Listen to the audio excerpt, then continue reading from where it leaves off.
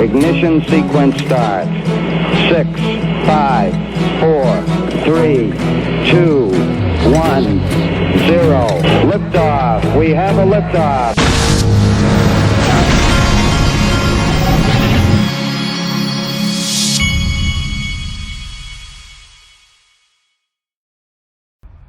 Hey everybody, this is the Digital Asset Investor, and if you never watch another one of my videos, this is the one you need to watch. At the end of this video, I'm going to play you a video that I found this morning that is a drop the mic moment. So here we go. Let's start with this.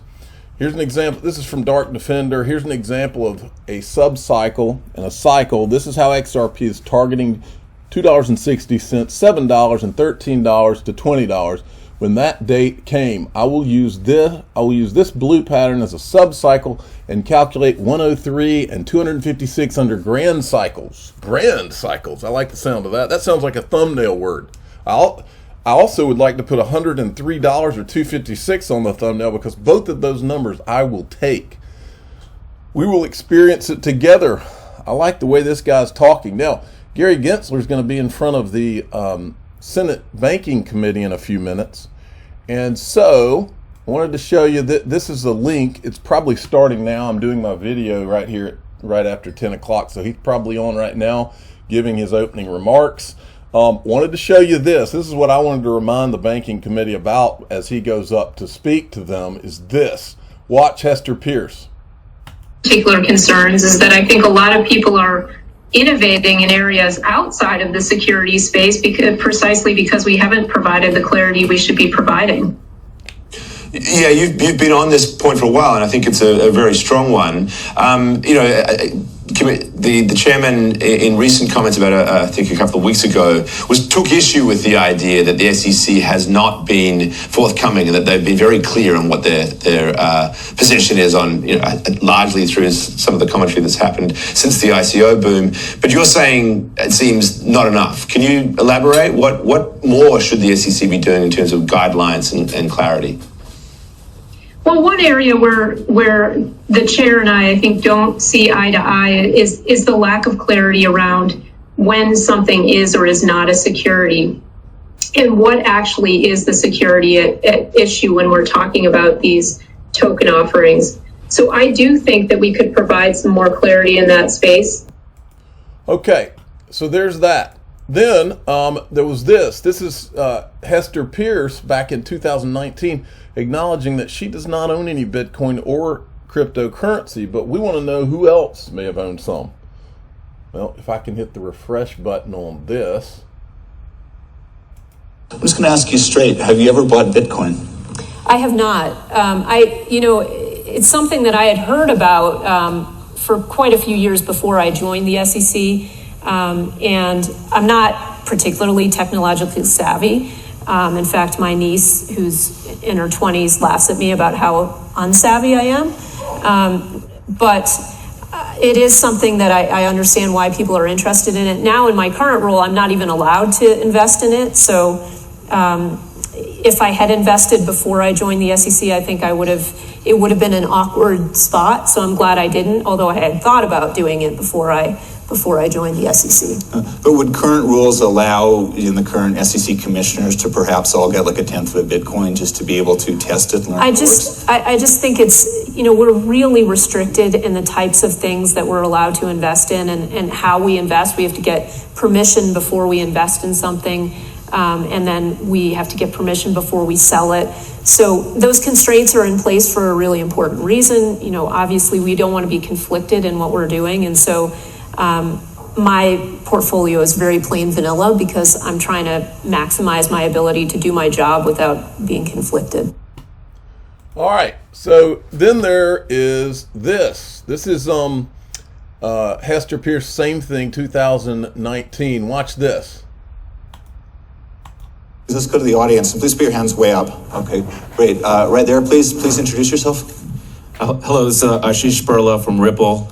I have a question on innovation in the U.S. I think your point was really well taken. Our customers outside of the U.S., where regulators have been clear about permitted uses of cryptocurrencies, have benefited, and with adoption with our products, also with crypto. But in the U.S., our customers, mainly banks, are afraid to jump in until the SEC or the U.S. government provides, clear guidelines. And I'm again afraid that so much of this innovation is being pushed to Asia. And so, is there a timeline for when the SEC will come back with clearer guidelines? Yes, leave it at that. Well, whenever anyone asks me about a timeline at the SEC, my usual answer is slow, very slow, because you can see how we've worked in this area so far. And we have, again, I'm not trying to throw our staff under the bus. We have some really excellent staffers working on this, on these things, and they're doing P2P events, peer-to-peer events, where they're going to different cities and they're meeting with people and they're hearing about their projects. And I think that's all really important stuff.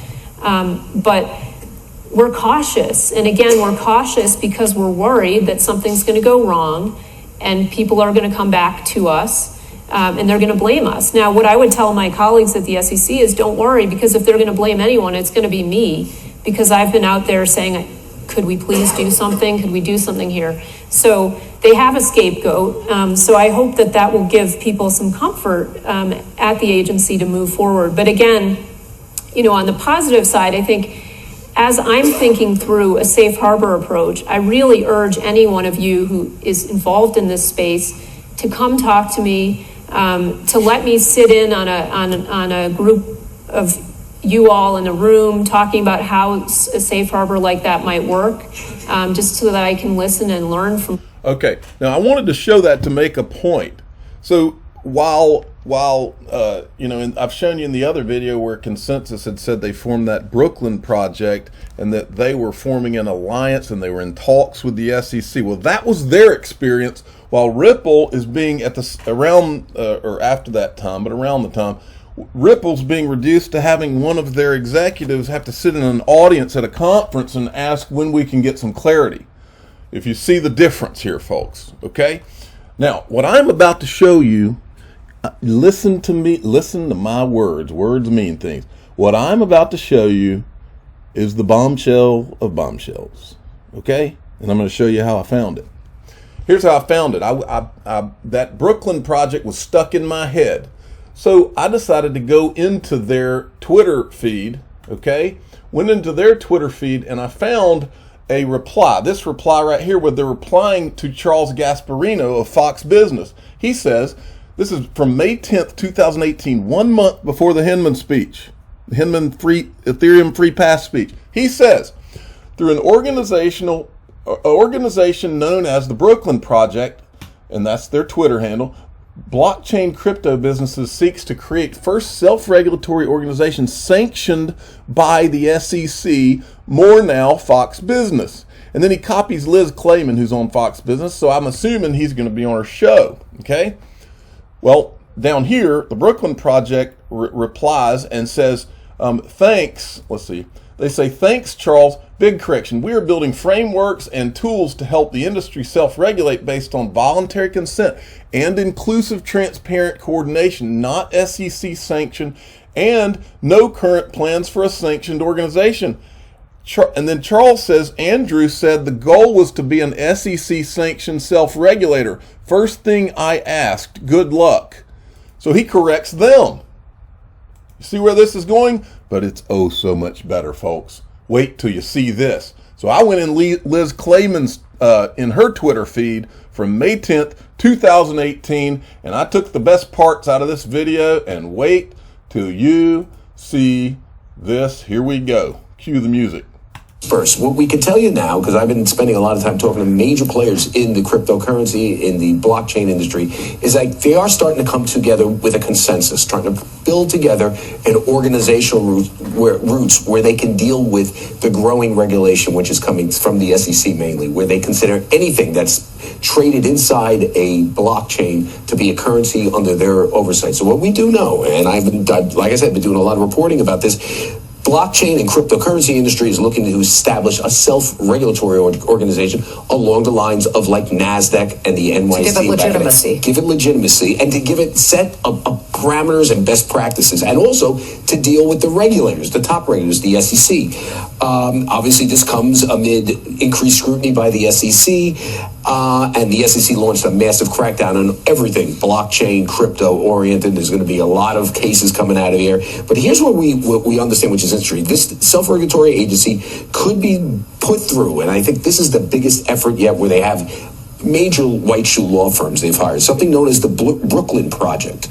They're going to publish best practices and seek government regulation at some point as an SRO, as something along the lines of the New York Stock Exchange and NASDAQ. And it's created by two, I would say, industry leaders, a guy named Joe Lubin, Andrew Keys. They are part of something known as Ethereum and Consensys. These are big cryptocurrency blockchain companies. They are working on this through this thing known as the Brooklyn Project. They have a lot of sources and friends on Wall Street. This, to me, will be the way that cryptocurrency and blockchain, the technology, gets beyond the sewage rationale. They are going to lead the effort to essentially systematize and rationalize and create a consumer protection organization with blockchain and cryptocurrency, and this is the key thing, because they are working, from what I understand, with the SEC, the CFTC on this, a self-regulatory organization, which will differentiate between stuff that can be regulated as securities, like Bitcoin, and other stuff that you have through blockchain, like computer technology. Are you freaking kidding me? I'm the digital asset investor. I'm not an investment advisor. This is for entertainment purposes only. Please subscribe, hit the like button, and tell your friends and family that if they do nothing else with their day today, or with their week, or with their life in crypto, they need to watch this video. If you or someone that you know has felt in your gut that this whole Ripple lawsuit was like a trap that had been set, if you have felt like there's something not right about this, like I have from day one, you need to watch this video. If any of your friends or family have felt that way, they need to watch this video. If you're Brad Garlinghouse, if you're Chris Larson, if you're their attorneys, if you're Stuart Alderati, you need to watch this video. In fact, if you're Ripple's attorneys, you might want to go to bed with this video just on replay, in my opinion. Thanks for listening.